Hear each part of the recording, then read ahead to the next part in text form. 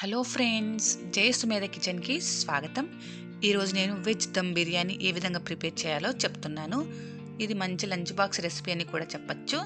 ముందుగా మన ఛానల్ని ఫస్ట్ టైం ఎవరైనా చూస్తుంటే సబ్స్క్రైబ్ చేయండి, పక్కనే ఉన్న బెల్ సింబల్ని ప్రెస్ చేయండి. నేను పెట్టే ప్రతి వీడియో మీకు నోటిఫికేషన్ వస్తుంది.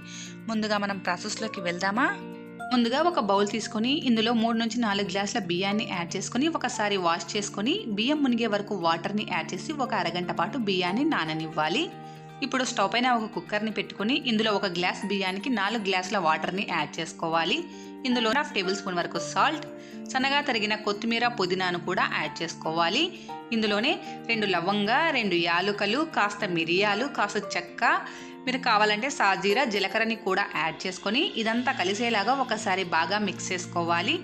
ఇందులోనే 1/2 టేబుల్ స్పూన్ వరకు ఆయిల్ని యాడ్ చేసుకొని వాటర్ రోలింగ్ బాయిల్ అయ్యే వరకు బాయిల్ చేసుకోవాలి. వాటర్ ఇలా రోలింగ్ బాయిల్ అవుతున్నప్పుడు మనం ముందుగా నానబెట్టుకున్న రైస్ని వాటర్ అంతా తీసేసి బియ్యాన్ని ఇందులోకి యాడ్ చేసుకోవాలి. రైస్ని యాడ్ చేసుకొని ఒకసారి అంతా కలిసేలాగా మిక్స్ చేసుకొని 70% కుక్ అయ్యే వరకు మనం కుక్ చేసుకోవాలి.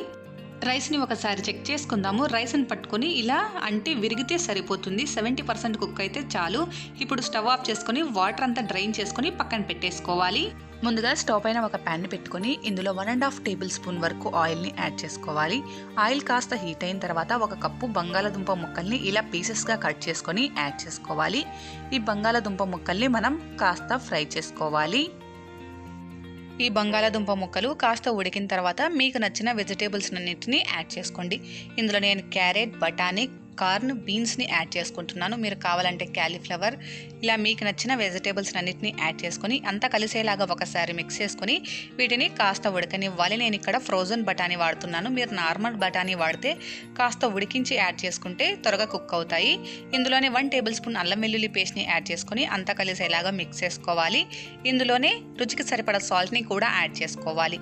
ఇందులోనే 1 టేబుల్ స్పూన్ వరకు red chilli powder, 1/2 table spoon వరకు పసుపు, 1 టేబుల్ స్పూన్ వరకు ధనియా పౌడర్ని కూడా యాడ్ చేసుకోవాలి. వీటన్నింటినీ యాడ్ చేసుకున్న తర్వాత అంతా కలిసేలాగా ఒకసారి మిక్స్ చేసుకోవాలి. ఇలా ఈ విధంగా అంతా కలిసేలాగా మిక్స్ చేసుకున్న తర్వాత ఇందులో 1/2 కప్పు వరకు పెరుగుని యాడ్ చేసుకొని మళ్ళీ ఒకసారి అంతా కలిసేలాగా మిక్స్ చేసుకోవాలి. ఇప్పుడు ఇందులోనే 1/2 టేబుల్ స్పూన్ వరకు గరం మసాలాని యాడ్ చేసుకోవాలి. ఇందులోనే పన్నీర్ పీసెస్ని కూడా యాడ్ చేసుకొని అంతా కలిసేలాగా మనం మిక్స్ చేసుకోవాలి. పన్నీర్ని యాడ్ చేసిన తర్వాత ఎక్కువగా కలపకూడదు. ఎక్కువగా కలిపితే పన్నీర్ అనేది విరిగిపోతుంది. ఇలా కాస్త కుక్ అయిన తర్వాత ఇందులో సన్నగా తరిగిన కొత్తిమీరను కూడా యాడ్ చేసుకోవాలి. ఇందులోనే 1/2 లెమన్ జ్యూస్ని కూడా యాడ్ చేసుకొని ఒకసారి మిక్స్ చేసుకొని మనం స్టవ్ అనేది ఆఫ్ చేసుకోవాలి. స్టవ్ ఆఫ్ చేసుకున్న తర్వాత ఈ ప్యాన్ని పక్కకు తీసేసుకొని మనం ఇప్పుడు ఏ దాంట్లో అయితే దమ్ పెట్టాలనుకుంటున్నామో ఆ ప్యాన్లోకి ఈ కర్రీని ఒక లేయర్ పాటు యాడ్ చేసుకోవాలి. ఒక లేయర్ లాగా యాడ్ చేసుకున్న తర్వాత ఇందులోనే మనం ముందుగా ఉడికించుకున్న రైస్ని ఇందులో యాడ్ చేసుకోవాలి.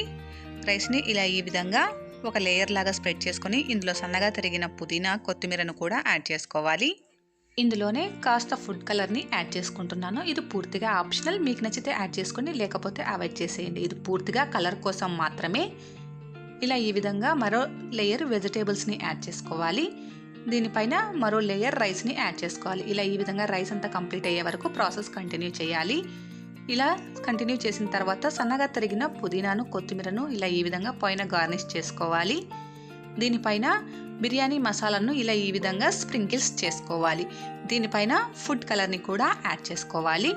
ఇందులోనే 1.5 టేబుల్ స్పూన్ వరకు నెయ్యిని కూడా యాడ్ చేసుకోవాలి. మీరు కావాలంటే ఆయిల్ని కూడా యాడ్ చేసుకోవచ్చు. నెయ్యిని యాడ్ చేసుకుంటే టేస్ట్ బాగుంటుంది. ఇప్పుడు దీనిపైన బాగా బరువుగా ఉండే మూతను పెట్టుకోవాలి. మూతను పెట్టుకొని స్టవ్ పైన పెట్టేసుకొని 30 నుంచి 40 మినిట్స్ వరకు కుక్ చేసుకోవాలి. ఒక 30 మినిట్స్ తర్వాత క్యాప్ ఓపెన్ చేసి చెక్ చేసుకుందాము. చూడండి, బిర్యానీ అనేది బాగా కుక్ అయిపోయినట్లు కనపడుతుంది కదా. దమ్ అనేది కూడా బాగా పట్టుకుంది. ఇప్పుడు ఒకసారి అంతా కలిసేలాగా మనం మిక్స్ చేసుకోవాలి. ఇలా ఈ విధంగా అంతా కలిసేలాగా మిక్స్ చేసుకొని ఒక బౌల్లోకి ట్రాన్స్ఫర్ చేసేసుకోవాలి. బౌల్లోకి ట్రాన్స్ఫర్ చేసేసుకుంటే ఎంతో టేస్టీగా ఉండే వెజిటేబుల్ దమ్ బిర్యానీ రెడీ. మీరు ట్రై చేయండి. ఎలా వచ్చిందో నాకు కామెంట్ చేయండి. మీకు నచ్చితే కంపల్సరీగా లైక్ చేయండి. మీ ఫ్రెండ్స్తో, రిలేటివ్స్తో షేర్ చేయండి. నా ఛానల్ని సబ్స్క్రైబ్ చేయండి. Please subscribe my channel. Thank you. Thanks for watching.